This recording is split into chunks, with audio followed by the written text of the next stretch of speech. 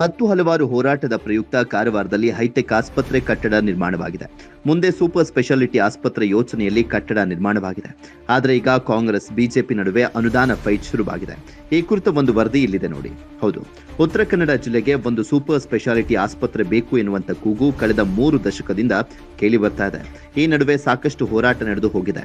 ಈ ಎಲ್ಲ ಆಗ್ರಹ ಮತ್ತು ಹೋರಾಟದ ಫಲವಾಗಿ ಕಾರವಾರ ಕ್ರಿಮ್ಸ್ನಲ್ಲಿ 450 ಹಾಸಿಗೆಗಳ ಬಹುಮಹಡಿ ಕಟ್ಟಡದ ಆಸ್ಪತ್ರೆ ನಿರ್ಮಾಣ ಮಾಡಲಾಗಿದೆ.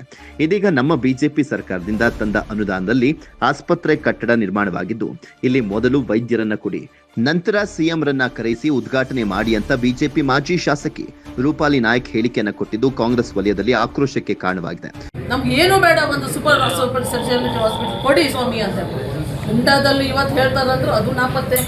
ಕಾರವಾರದಲ್ಲಿ ಉದ್ಘಾಟನೆಗೆ ಬರ್ತಾರಂತ ಹೇಳ್ತಾ ಇದ್ದಾರೆ, ಕೇಳ್ತಾ ಇದ್ರು. ಬರುವುದು ನಮಗೆ ಸ್ವಾಗತ ಇದೆ. ಆದರೆ ಬರುಗಿಂತ ಪೂರ್ವದಲ್ಲಿ ಇಡೀ ಉತ್ತರ ಕನ್ನಡ ಜಿಲ್ಲೆಯಲ್ಲಿ ಎಲ್ಲೆಲ್ಲಿ ಹಾಸ್ಪಿಟ್ಲ್ಗಳು ಕೊರೋನಾ ಟೈಮ್ನಲ್ಲಿ ಚಿಕ್ಕ ಪುಟ್ಟದ ಹಾಸ್ಪಿಟಲ್ ಎಲ್ಲ ಮಾಡಿದ್ವಿ ಯಡಿಯೂರಪ್ಪಾಜಿಯವರು.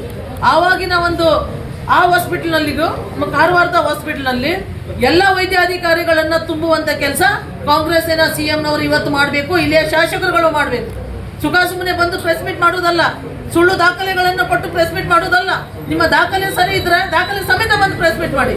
ನಾವು ಕೊಟ್ಟಿದ್ದ ಹಣ, ನಾವು ಕೊಟ್ಟಿದ್ದ ಡಾಕ್ಟರ್ಗಳನ್ನ ನೀವು ತಂದಿದ್ದೀರಾ ಅಂತ ಹೇಳ್ತಾರೆ. ಈಗ ಅಷ್ಟೇ ಇದ್ರೆ ಇವತ್ತು MRI ಮಷೀನ್ ಅವ್ರು ಬರೋಕ್ಕಿಂತ, ಸಿಎಂ ಉದ್ಘಾಟನೆಗೆ ಬರೋಕ್ಕಿಂತ ಮೊದಲೇ ಹಾಸ್ಪಿಟ್ಲಿಗೆ ತಂದು ಹಾಕಿ.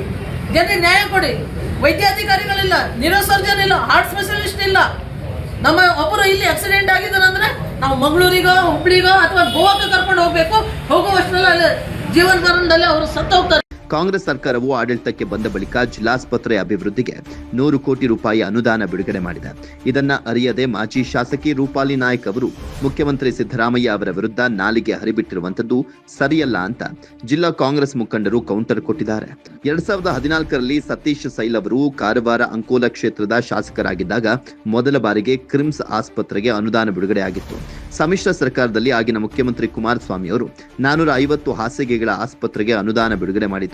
ಬಳಿಕ ಕಾಂಗ್ರೆಸ್ ಸರ್ಕಾರದ ಅವಧಿಯಲ್ಲಿ ಕಾಮಗಾರಿ ಆಗಿದೆ ಅಂತ ದಾಖಲೆ ಸಮೇತ ಕಾಂಗ್ರೆಸ್ ಮುಖಂಡರು ಬಿಜೆಪಿ ಮುಖಂಡರಿಗೆ ಟಾಂಗ್ ಕೊಟ್ಟಿದ್ದಾರೆ.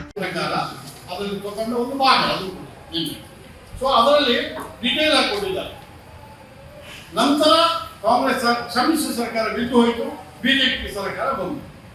ಬಿದ್ದು 2 ತಿಂಗಳ ನಂತರ ಬಂತು. ಆಗ ಈ ಬಜೆಟ್ನಲ್ಲಿ ಏನು ಅನುದಾನ ಇದಾಗಿತ್ತು, ಆ ಅನುದಾನ ಬಿಡುಗಡೆಯಾಗಿ ಇಲ್ಲಿ ಕೆಲಸ ಪ್ರಾರಂಭ ಆಯಿತು. ಅದರಲ್ಲಿ ನಿಮಗೊಂದು ಶೀಟ್ ಕೊಟ್ಟಿದ್ದೇವೆ. ಕಾಂಗ್ರೆಸ್ ಸರ್ಕಾರ ಏನೂ ಕೊಡಲಿಲ್ಲ, 150 ಕೋಟಿ ಬಿಜೆಪಿ ಸರ್ಕಾರ ಕೊಟ್ಟದ್ದು ಅಂತ ಹೇಳ್ತಾರೆ. ಈ ಶೀಟ್ನಲ್ಲಿ ನೋಡಿ, ಸೀರಿಯಲ್ ನಂಬರ್ 7 ವರೆಗೆ ನೋಡಿ, ಅದು 27-23 ಅಲ್ಲಿವರೆಗೆ ಹಣ ಬಿಡುಗಡೆ ಆಗುವಾಗ 95 ಕೋಟಿ ಚಿಲ್ಲರೆ ಅದು ಬಿಜೆಪಿ ಸರ್ಕಾರದ ಅವಧಿ. ಸೀರಿಯಲ್ ನಂಬರ್ 7 ವರೆಗೆ. ನಂತರ ಬಂದದ್ದು ಇದು ಕಾಂಗ್ರೆಸ್ ಸರ್ಕಾರದ ಅವಧಿಯಲ್ಲಿ ಬಿಡುಗಡೆಯಾದ ಹಣ 102 ಕೋಟಿ.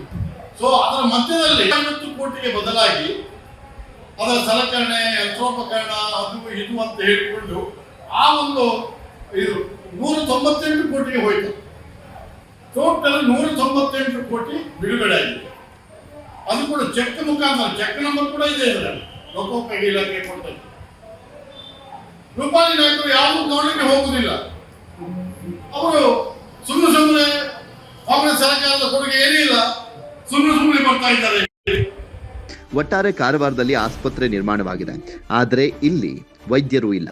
ವೈದ್ಯರನ್ನ ನೇಮಿಸುವ ಬಗ್ಗೆ ಚರ್ಚೆ ಮಾಡದೆ ಪ್ರತಿಷ್ಠೆಗಾಗಿ ಬಡಿದಾಡಿಕೊಳ್ಳುವಂತ ರಾಜಕೀಯ ಮುಖಂಡರ ಬಗ್ಗೆ ಜನ ಆಕ್ರೋಶಿತರಾಗಿದ್ದಾರೆ. Praveen Hosante, public next, Karwar.